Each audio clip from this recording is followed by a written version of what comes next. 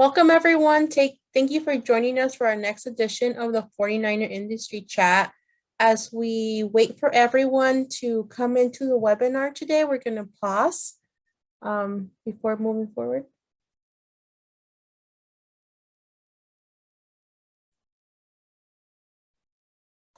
Thank you again for joining us. My name is Noemi Guevara, and I'm the Director of Alumni Engagement here at California State University, Long Beach. Thank you for joining us for this edition of the 49er Industry Chat. Before we continue, I want to remind you this session is being recorded and it will live on our website at csulb.edu/alumni, so you can view at any time or direct any of your students, family, and friends to watch it. Throughout our chat today, we encourage you to use our Q&A box located below or above your screen to submit any questions for our guest speaker today. And now it's my honor to introduce our guest speaker. Dr. Bobbi Alba, actually known as Roberta Clark, is formerly a school counselor from the Long Beach Unified School District, as well as a K-8 lead counselor.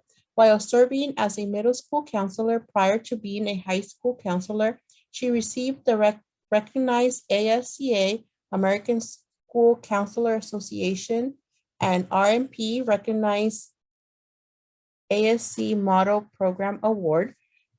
This same year, she was the first semi-finalist for the ASCA School Counselor of the Year. She has presented at numerous state, national, and international conferences.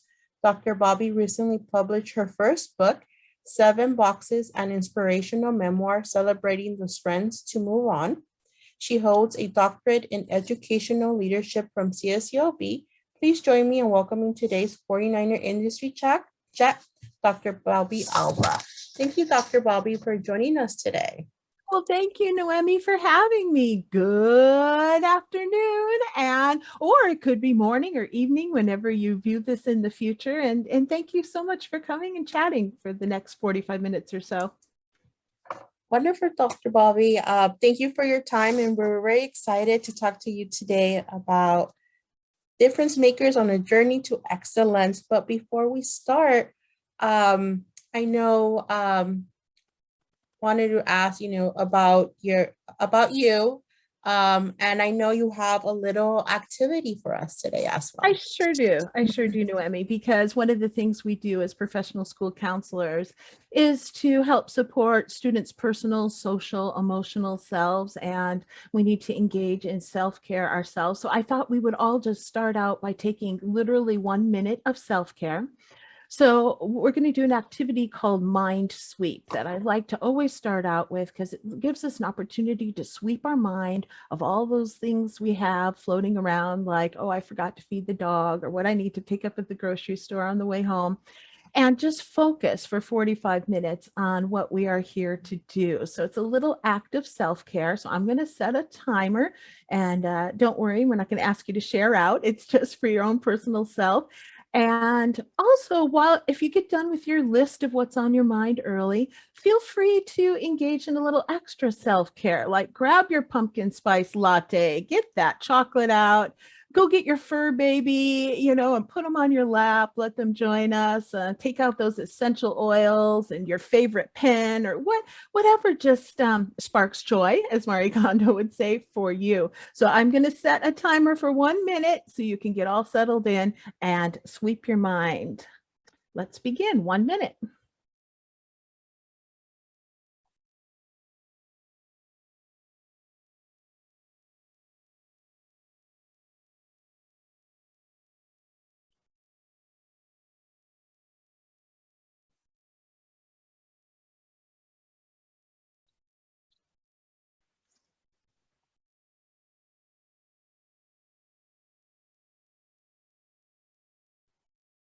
Thirty seconds left.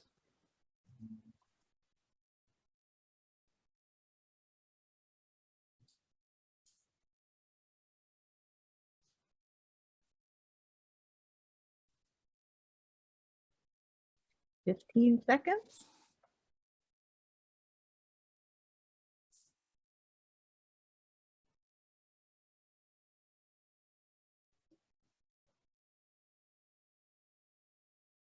and that is time. Thank you so much for taking a minute to sweep your mind so you can focus on what we're here to talk about and enjoy a little self-care at the same time. Wonder, thank you, Dr. Bobby, for that. You never realize, how much needed that time is, to just clear your mind and focus. Absolutely. So thank you for that. So for today's chat, I wanted to talk a little bit about you, but if you would like to share with us your journey to CSULB and what made you choose the doctorate in educational leadership. Absolutely. So to make sure we're all on the same page, nowadays, the politically correct term is professional school counselor. We're no longer called guidance counselors. We've kind of gotten away from that. And we have an association at the national level called ASCA, American School Counselor Association. And I highly recommend that you check out their website at www.schoolcounselor.org for more information about what specifically it means to be a professional school counselor, since we don't have time to cover everything. But you should also know that there is CASC, C-A-S-C, California Association of School Counselors, and I highly recommend that you check out their website as well. So essentially, a professional school counselor means that you have a master's degree in school counseling, and you have what's called a PPS credential, which stands for Pupil Personnel Services. And professional school counselors really wear many hats, but the primary hats, according to the standard of ASCA that is set forward, is that we are collaborators, coordinators, consultants. We also serve as leaders on the educational campus, as well as advocates and systems change agents. And we deliver services to K-12 students, either individually, meaning one-on-one, or in small groups, or we go into classrooms and do classroom guidance. And we also work with crisis situations as well. We work in 3 domains primarily. We focus on students in their academics, college and career, and any personal, social, emotional issues that they may be having. The American School Counseling Association recommends a ratio of 1 counselor for every 250 students. And here again, that ratio isn't ideal. In the state of California, currently we're at about 1 counselor per 600 students. And that's really good for California. We have dropped from having over 1,000 students per counselor. So it's much better than it has been in the past. There's more money coming into the public school system to support students and their mental health needs. So the outlook for professional school counselors is excellent. Just as of yesterday in Los Angeles County, there are 22 postings looking for counselors. In Orange County, there are 7. San Diego has 8. And so overall, there's over 50 in Southern California alone.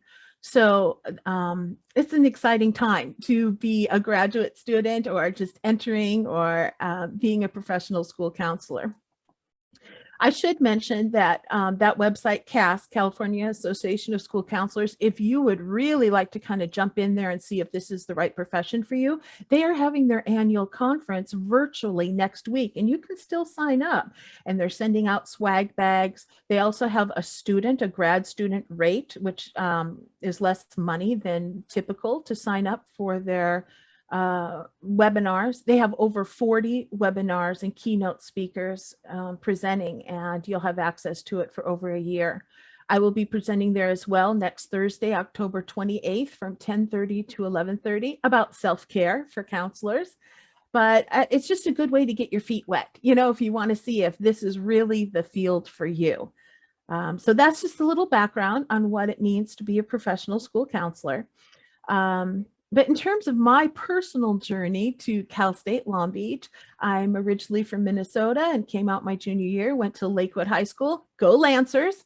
And then I went to Long Beach City College, go Vikings. Then I went to Cal State LA for a major in speech communication, go Eagles.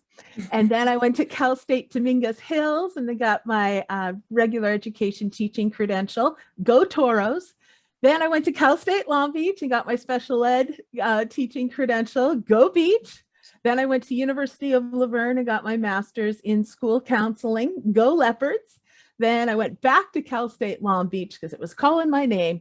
And I did the doctorate in educational leadership. I graduated in 2014, and my dissertation is regarding the role of school counselors in a linked learning environment, which is an educational initiative that we help students link their today education to their future careers, and what they'll be doing then. So go Sharks. So we've covered the gamut there, but I love Cal State Long Beach as a resident of Long Beach. I appreciated having a seamless education, which we're very proud of in this area. So that's what got me to Long Beach. Wonderful. So is that a typical trajectory that, to be a professional school counselor, you'll get your bachelor's? Does it matter what major, and then go on to get your credential and master's? Well, people come from all walks of life. Some people have their undergrad in business. And, now we're into pathways in the high school level, especially. So there might be students who are studying business in high school, or people who come from the medical field, and they might end up being a counselor for students studying medicine in high school. So it can vary. It's pretty broad, but it definitely, in the olden days, as it were, you did need to be a teacher prior to being a counselor. And I think there's definitely value in that, but it's no longer mandated. Okay. And that's one of the questions I just got right now. What made you get being a school counselor and not a teacher? Well, I did teach fourth and fifth grade for a couple years in Paramount Unified. I was a speech therapist for a while in El Monte City School District. And I taught fifth grade at a private Christian school in Orange County. And I enjoyed all of those unique opportunities because they helped develop me professionally and personally. But I just felt like there's a season for everything. And especially when I was doing speech therapy, I shared my office with the school counselor. And she was, having a really nice time having conversations with students, really deep, meaningful ones. And I was doing a lot of drilling of say say S, and not that there's anything wrong with that. If you're a speech therapist out there, that's an awesome field as well. But for me, I just felt that it was time for me to move on and do something else and challenge myself in a different way. So actually, I have been a professional school counselor at the elementary, middle, and high school levels. I've changed over time as well, because like I said, I do like to have new, fresh opportunities. And the roles of the professional school counselor at each level are very, very different. And not only do they vary in general roles, and by the way, you can go to the American School Counselor Association website, and they will actually break down for you, what is it like to be an elementary counselor? What is it like to be a middle school counselor? What is it like to be a high school counselor? But within that, there's just even within a school district, you can have so much variance on what the job entails. It's a very broad spectrum. So it's exciting in that way, because there's always something new you can get into.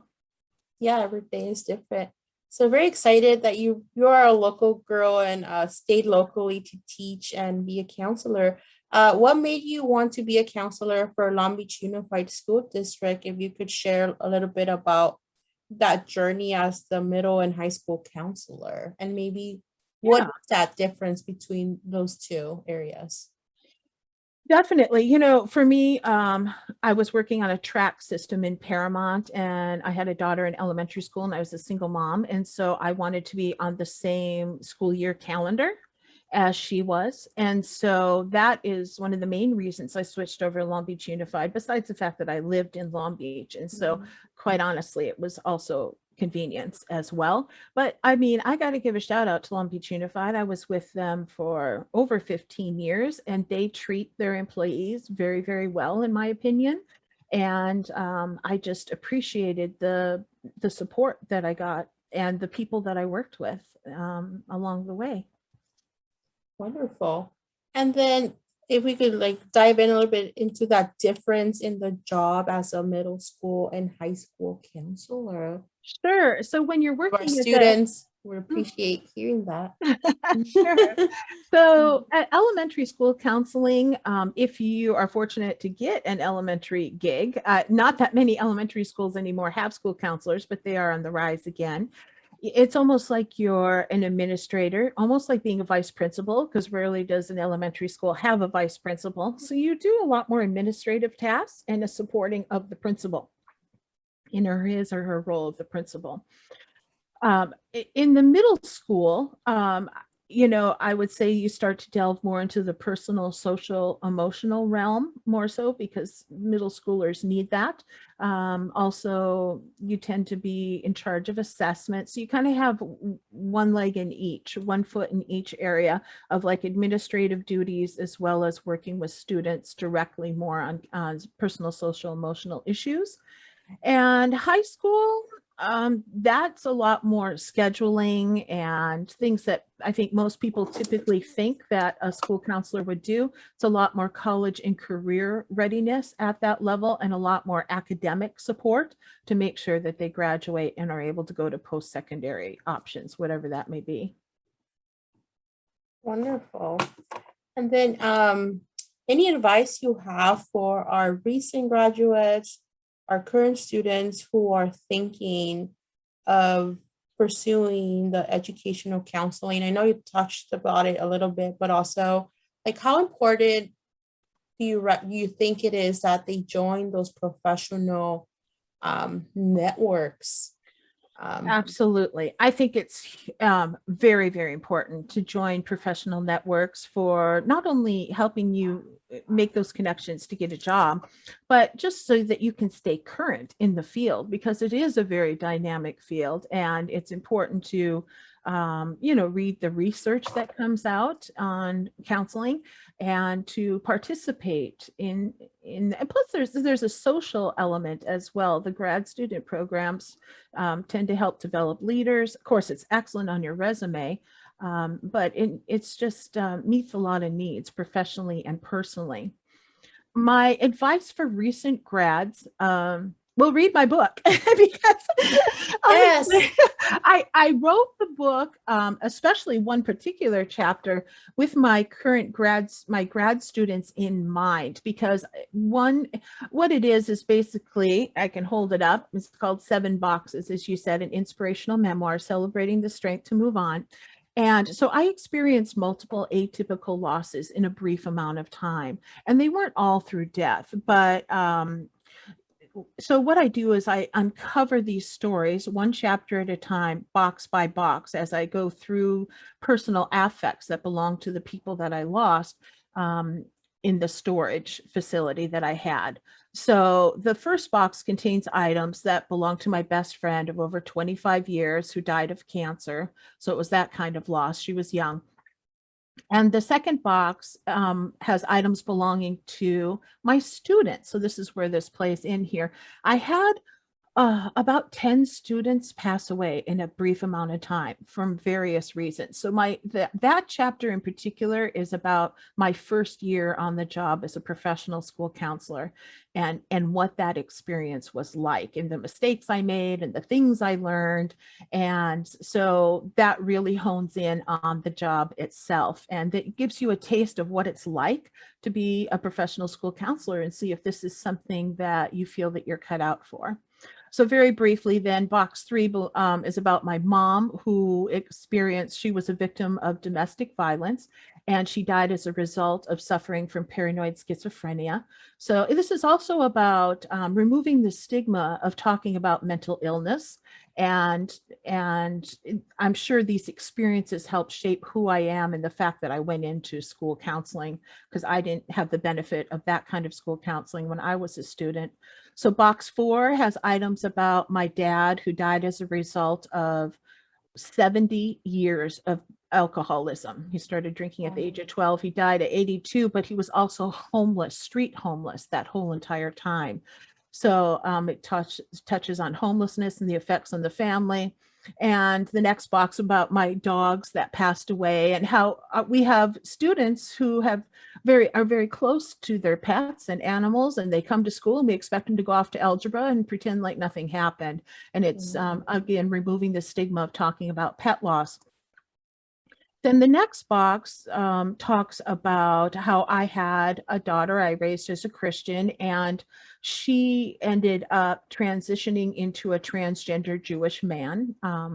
And so that whole process as well, what that is like from a parent perspective. And I think that gives a lot of insight for professional school counselors who will be working with students and families going through that. So, and then I just kind of close it off, but all of them are counseling related topics. So I think just reading as much as you can about the field, visiting those websites is important, joining those organizations. You know, when I was a school counselor in Long Beach, I got this random phone call, and it was from a grad student like in Kentucky or something. It was a class going on. It was they were in a different time zone. And they said, we have randomly chosen you out of the phone book. You're the only person who answered the phone. We've called other school counselors. Our assignment as we sit here with our professor is to ask you your wisdom for new counselors. And so this was many years ago. And so I was like, okay. And so I thought of 10 things while I was on the phone. And I happened to have a Cal State Long Beach intern with me. I had many, many interns over the years, many of them from Cal State Long Beach. And I loved that. And she was so astute. She copied down the things that I said, because she's like, other people are going to want to know your wisdom. So last night I dug out this sheet that I haven't looked at in a lot of years. And I'm like, this is probably exactly what I'd say today. So very quickly, this is my wisdom for new counselors. Number one, unconditional positive regard for all. And there's a theorist, Carl Rogers, and his thing, I didn't make that part up, it is unconditional positive regard. But for me, I also try to go beyond that and have unconditional love for each and every student and staff member who comes to me. So that anybody feels they can come to me with any issue. Number two, lead by example. Number three, I had this sign up on the wall in my office. So that's why it's on here. Stand up for what is right, even if you are standing alone, which isn't always easy. Number four, rules without relationship leads to rebellion, especially as you're meeting with parents and giving them advice about how to work with their teen. Number five, no one likes a know-it-all who knows nothing, which leads into another one that I have coming up here. We don't have to know it all either. We work not as a silo, but in a community of people. Number six, return all phone calls and email the same day, because people don't like to, especially when they're upset, be put off. Number seven, never put off to tomorrow what you can do today. Number eight, apologize and forgive freely, because you are going to make mistakes, and you've got to forgive yourself and forgive your colleagues that you work with and your students who don't take, your advice, and forgive others freely, because they're going to mess up.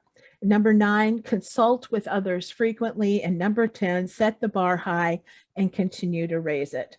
So that was my off the cuff advice in 2008. And really, pretty much still stands to this day. Those are amazing words of wisdom. Well, thank you. And, in terms of current students, I would just say, hang in there. It will make such a huge difference and impact on your life in terms of your job satisfaction in the future. And of course, your income as well. I mean, education is the great equalizer. And I was a single mom. I was working 4 jobs, including my Long Beach Unified job. And I was lead counselor for all the K-8 elementary and middle schools. And I was teaching at Cal State Long Beach and teaching at University of Laverne and teaching at Cal State Dominguez Hills. It's stressful, plus I had personal life stressors going on at the same time, but you got to just, bite on like a bulldog, and it will change your life. It absolutely will. And for advice for prospective students, if you're listening to this and like, should I do this or not? Just get started. Just jump in there and get started. Because if you think this is for you, check it out and sign up. Wonderful.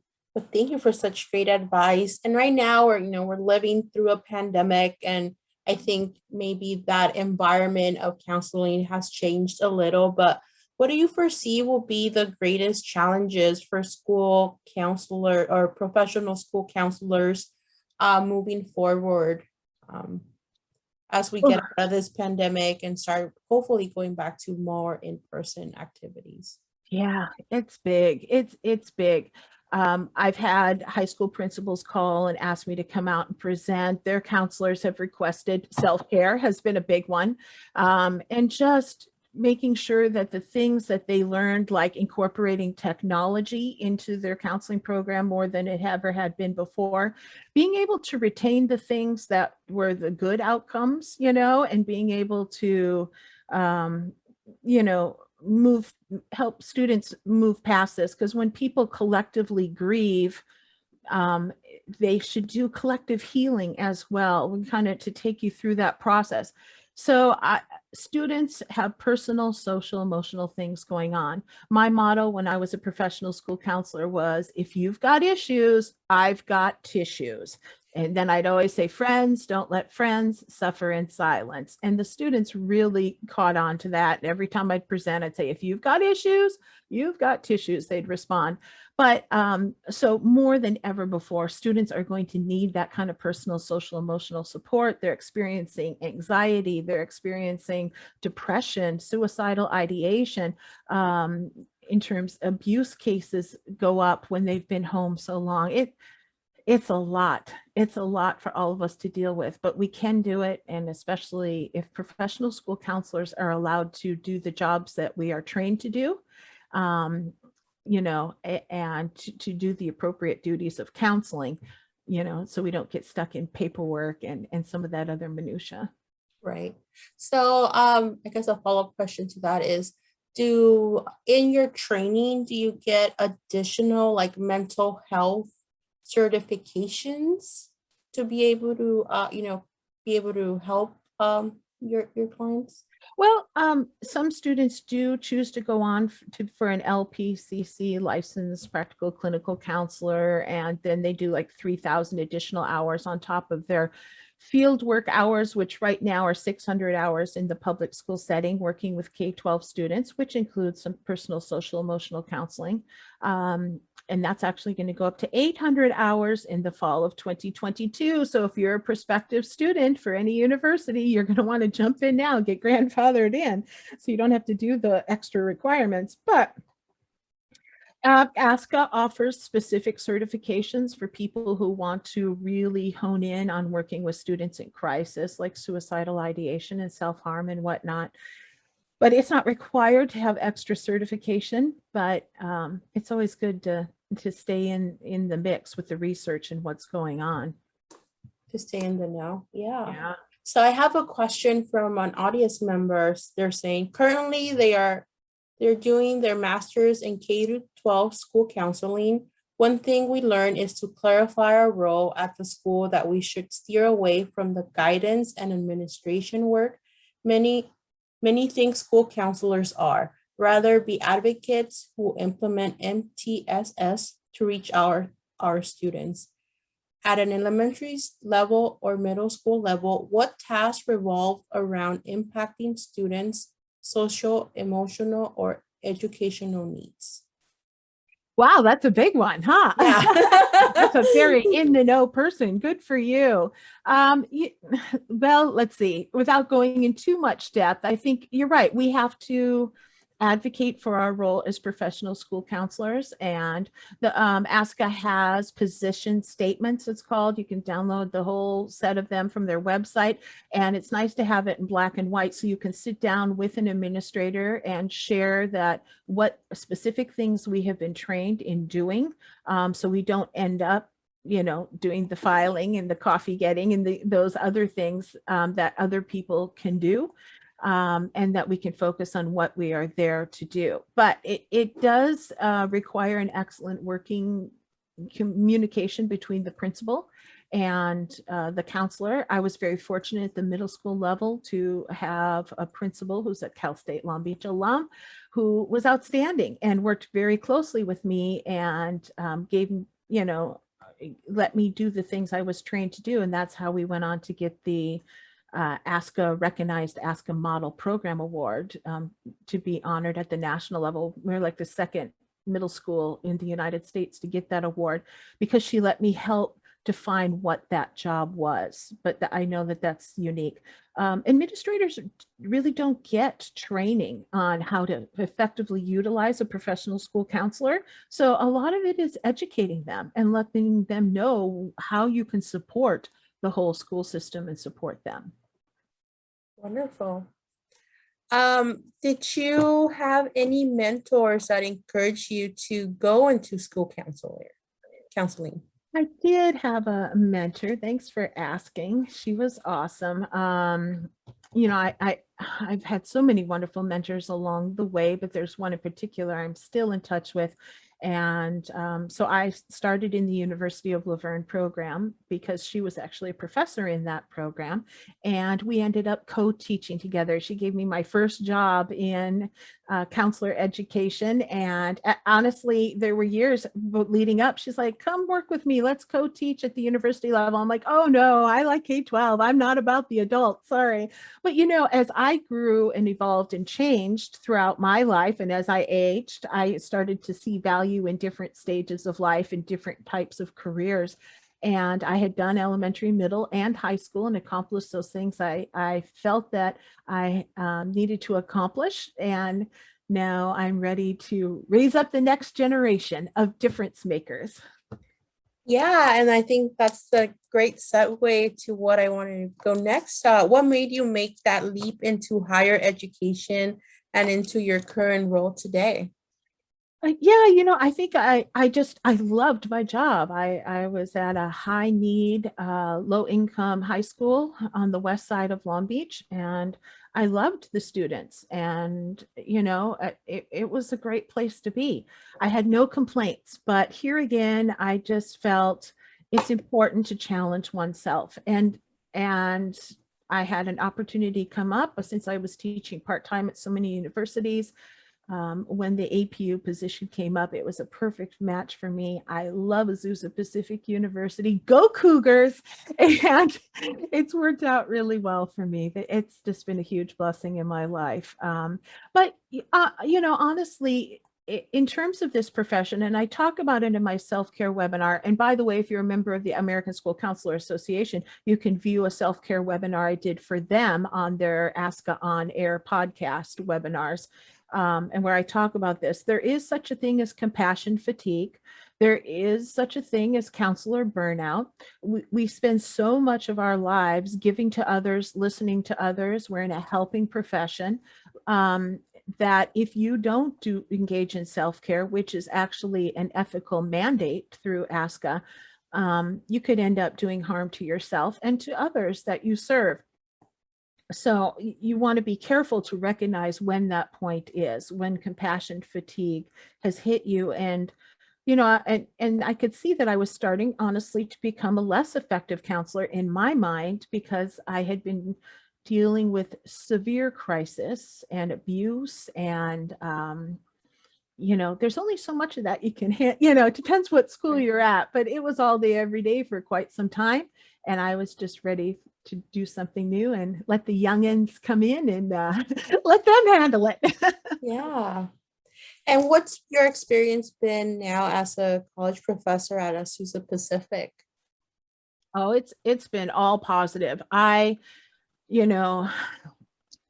just love working with my students, and they teach me so much each and every day. And they're actively out in the schools right now, where I've been away from the school setting for 5 to 6 years now.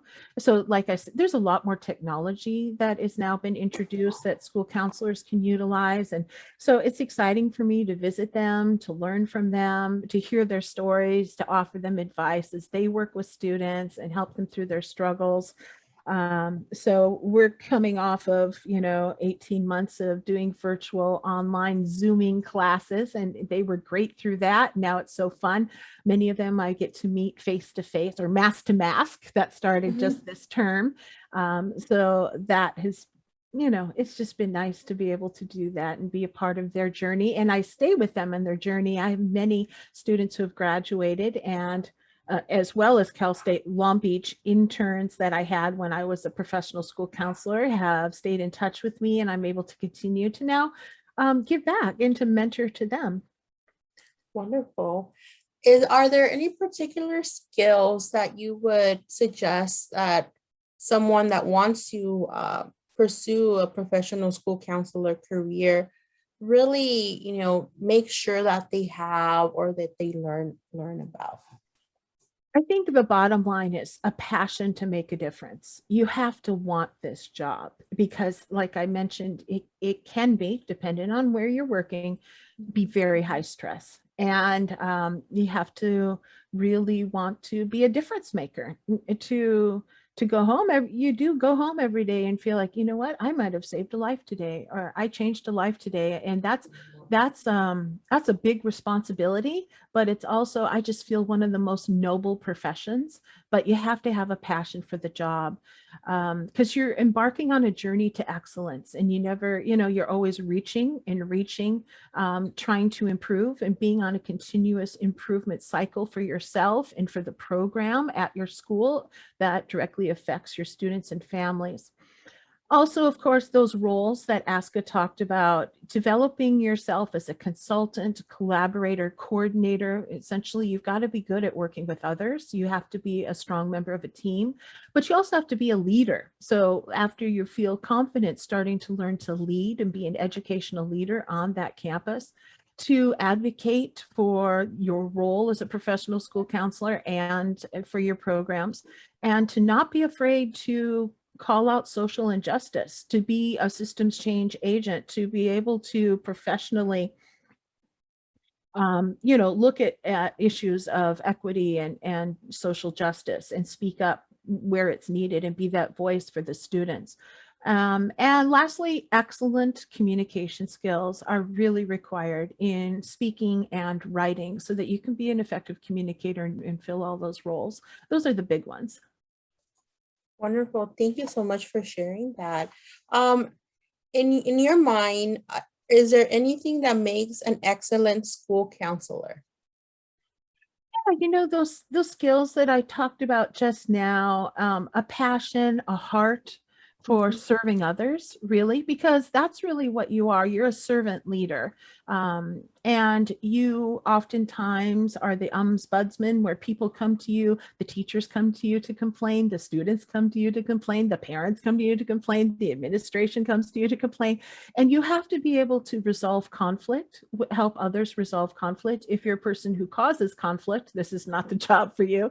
You're there to kind of be the cheerleader of the whole entire school and to see everybody across the finish line and have a positive attitude while you're doing it. Yeah. And then I know you talked about it a little bit, but right now, like we're talking about making sure you're an advocate for your students.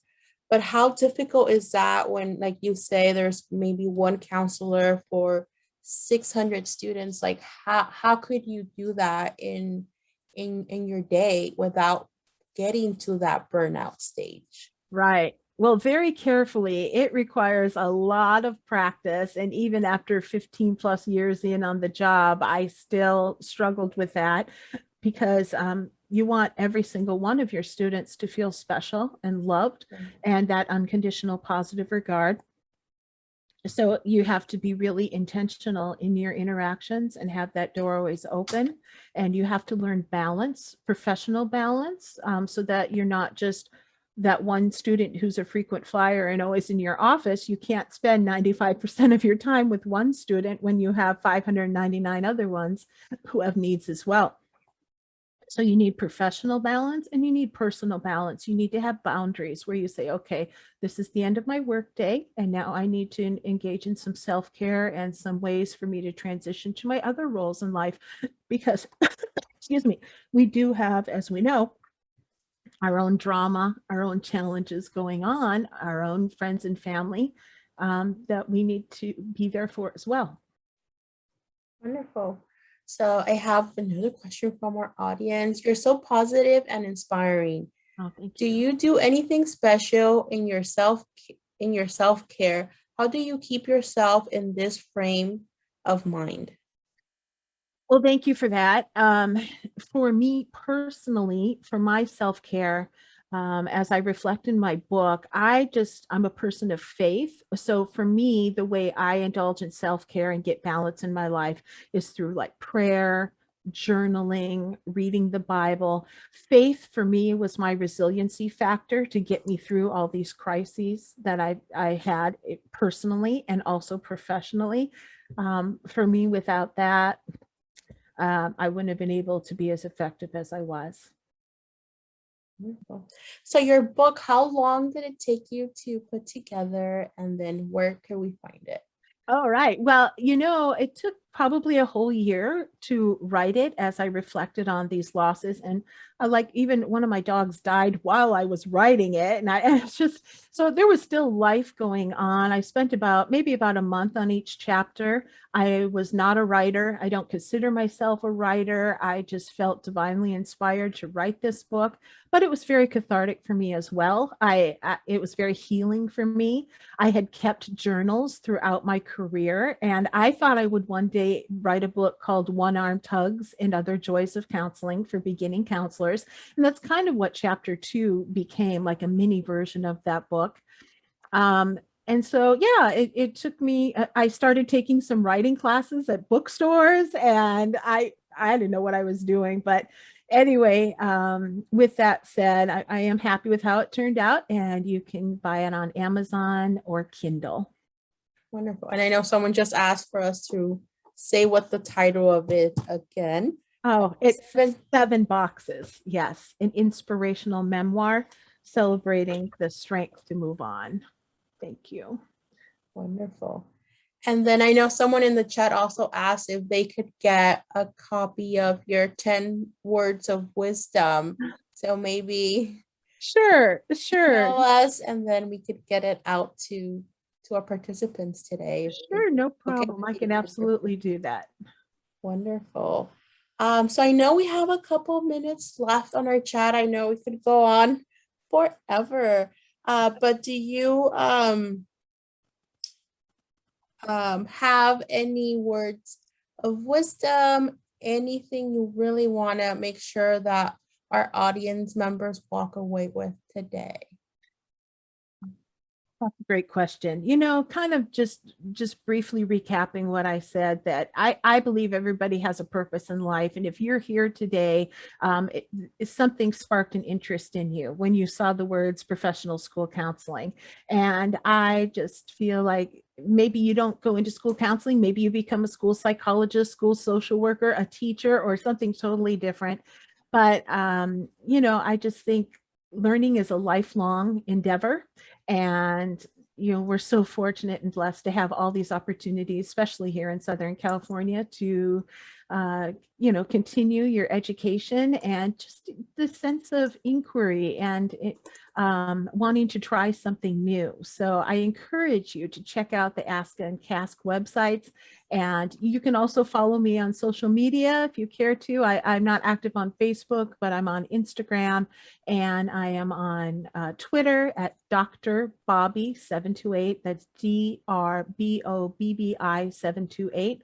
I do post about school counseling and presentations and things I have coming up. But honestly, the majority of it right now is pictures of my chihuahuas dressed in clothes. if you like looking at pictures of chihuahuas, you'll love following me. But I do try to incorporate when I have presentations as well. Wonderful. And before we go, like, what's next for you? I know you're teaching right now. Wow, That's a good counselor question. I should have an answer to that one. What is next for me? Wow. Yeah. Now I have a book. I'd like to do an Audible version of the book. I think that would be super fun. And I just love presenting. I'd like to present out of the country more as more travel opportunities arise. I think that would be fun. But I also want to do research. Now that I'm done with the book, I have many research ideas, and I want to get published in a research journal. So that's probably my next big project. Wonderful. Well, thank you, Dr. Bobbi, for sharing your expertise and your wisdom with our students and our alumni today and our community members that joined us on the call today. We're very appreciative of your time.